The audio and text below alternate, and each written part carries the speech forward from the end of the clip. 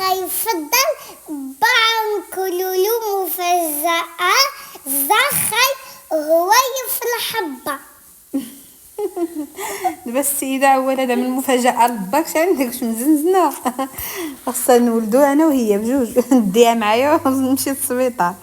والساعه باك شنو هو الدور ديالو في هذه الحياه هذا. وعاد في هذا النهار هذا راه تسندوس باغيه تجيب لي شي جلطه قبل الوقت. قلت لكم الاخوان انا بغيت نجاوب على بعض لي كومونتير. بزاف الناس مره اخرى قالوا لي زعما علاش تصبن الحويجات وما جدادين لا بالتيكي لا ما نعرف شنو. قلت لكم الاخوان انا نعطيكم بعض النصائح وانا نهضر لكم عن تجربه وداك الشيء اللي شفت بعيني. بالنسبه للثوب اول حاجه ملي كيتصدر سواء من برا او لا من شي بلاصه في اي بلاصه الثوب ملي كيتصدر للمعامل يعني كيصيفطوا للمعمل باش يخدم لهم البياس اول حاجه كيكون فيه واحد البرودوي.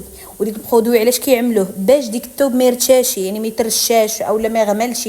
كتجبر بعض المرات الشتاء اولا ديك السيد كيعملوا فواحد الديبو غارق والغمل عنده فكيكون فيه بعض لي برودوي يعني مضره وبزاف. هذه اول حاجه يعني الثوب كيكون فيه لي برودوي باش كيحافظوا على الثوب. هذه اول حاجه. ثاني حاجه البياس من يد ليد. واحد كيكمي واحد عنده الطابه في يدو واحد يدو موسخين واحد عاد غدا واحد مشى للطواليت ما غسلش يدو واحد هادي وكلشي من يد ليد ليد ليد ليد وهي ماشيه هكذاك.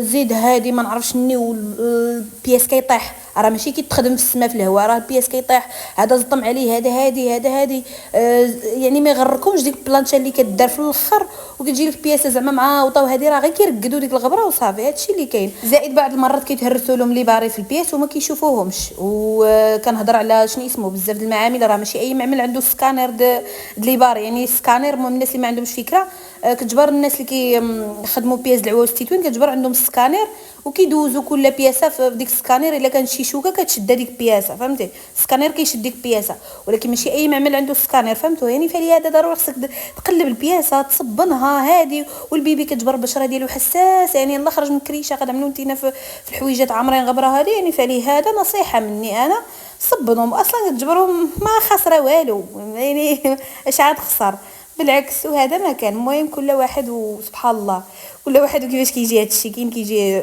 زعما بالتيكي راه صافي صنعوها لهم في الهواء كلشي في الهواء وبتاود الحرير وما نعرفش شنو. وطبعا الاخوان ماشي كنهضر غير على الحويجات العواز صغار حتى الكبار يعني نفس الشيء. وهذا ما كان الاخوان.